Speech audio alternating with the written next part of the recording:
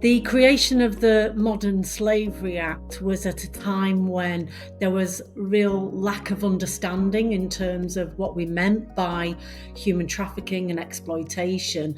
And so the Modern Slavery Act was a way of combining the thoughts, the knowledge, the understanding, and knowing that we really needed to do more in the UK to really understand the issue, but then also to put in provisions, some tools and protections around law enforcement to make sure that we could really go after the traffickers and make sure that we could support the victims themselves. So it was a crucial time when the bill was being developed back in 2012. And I think it's really made a difference in terms of how we look at modern slavery, human trafficking and exploitation here in the UK.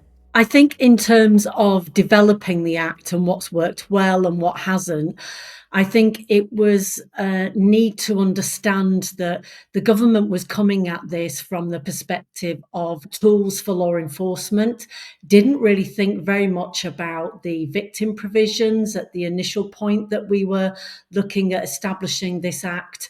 So I think really we went far enough in terms of looking at offences, creating a potential life sentence, which I think is great. But I think the victims provisions, we missed a trick in terms of not placing them on the face of the bill. So that's all in statutory guidance.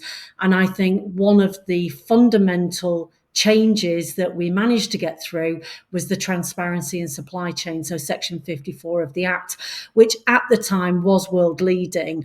I think what we need to recognise now is that the world is changing, and that we need to keep pace with what's happening globally. I think my advice to those who are now drafting and creating policy would be, in the last 10 years, yes, we've made some really good progress in terms of what we need to do to tackle modern slavery.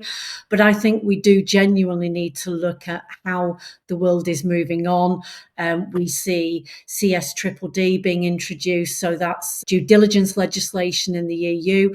We've seen other countries around the world taking a much more positive step towards ensuring that particularly businesses are looking at what they need to do to eradicate forced labour.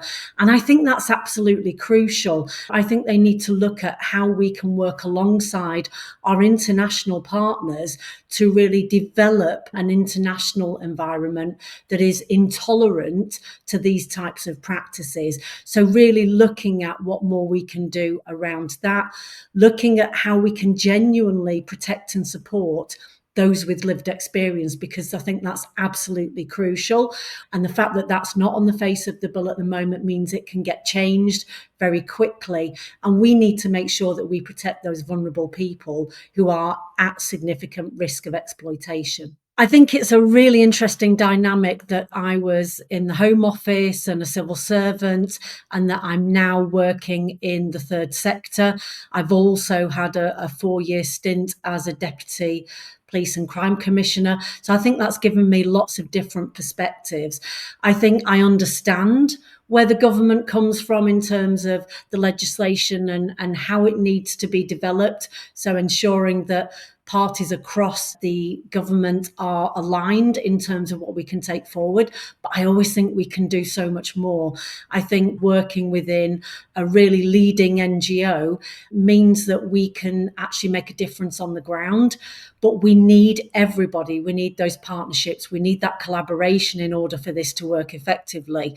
So really making sure that we can talk to law enforcement, that we can talk to all of the bodies that have a crucial role to play in this, the Gang Masters and Labour Abuse Authority, Border Force, because immigration is a big issue, and it's one that's conflated with trafficking all of the time, and it's really unhelpful. So really making sure that we get those boundaries right, that we get the partners on board, that we can really push the work that we need to do to continue to make a difference and to make sure that we do actually start to eradicate this issue, because it is prevalent across all aspects of society and across all countries internationally. So this is not isolated in one particular area, and it's something we need to do collectively. I think what inspires me is that I've always had social policy at the heart of what I've worked on since I was in the labour market. And I think just having that experience of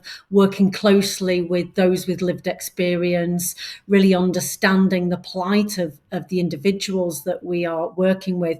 And that's women, girls, men, and boys. Let's not forget that this is about vulnerability, and vulnerability occurs in many different guises. So it's not just typically those from developing countries. It's actually happening here in the UK. It can happen if you're vulnerable because you can't afford to put food on the table for your children, or you lose your job, or you're at risk of losing your house. So my message to anybody that wants to work with us and that sees this on a daily basis is we need to do more. We need to really make sure that we continue to move in the right direction, and that we raise awareness, that we let people know, that we let the general public know, that we let those consumers who are purchasing goods and services know that actually we want to eradicate goods that are tainted with forced labour, that we don't want that on our doorstep, and we need to understand